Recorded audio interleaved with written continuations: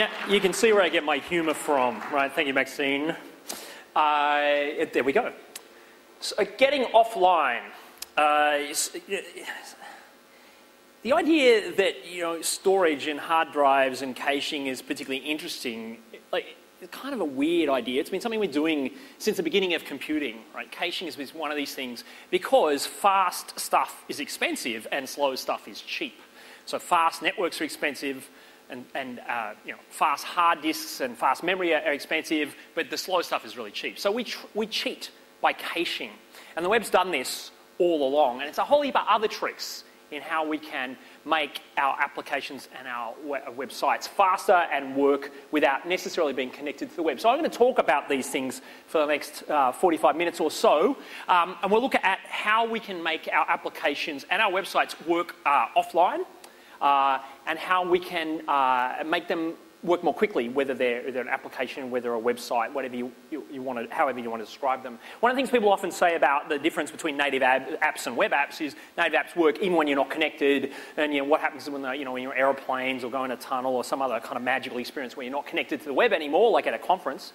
And we're doing pretty well, I think, today. The truth is, most native apps are really just thin HTTP clients anyway. If you use a Facebook app, native app, Twitter, native app, when you're not connected, well, nothing much really happens. In the case of Facebook, kind of nothing happens. So it's arguable that even when you're connected, nothing happens on Facebook. But I'll leave that to one side. That's possibly the first mention of Facebook. I mean, there's a big thing, there's $1 trillion, there's all this stuff, and yet no one's talked about Facebook today, which I think is fantastic, right? Shows we actually care about technology and implementing stuff, not sort of the kind of soap opera of the web.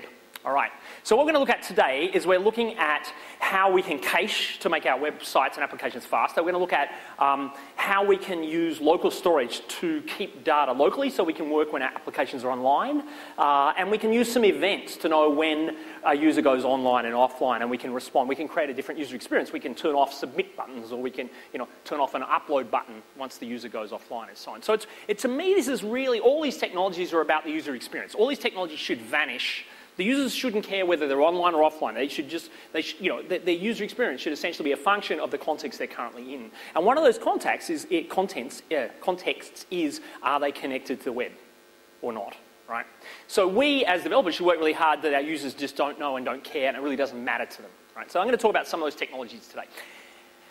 Now, what I'm talking about today, we can all use, and I'll talk about some little caveats and some gotchas, but these technologies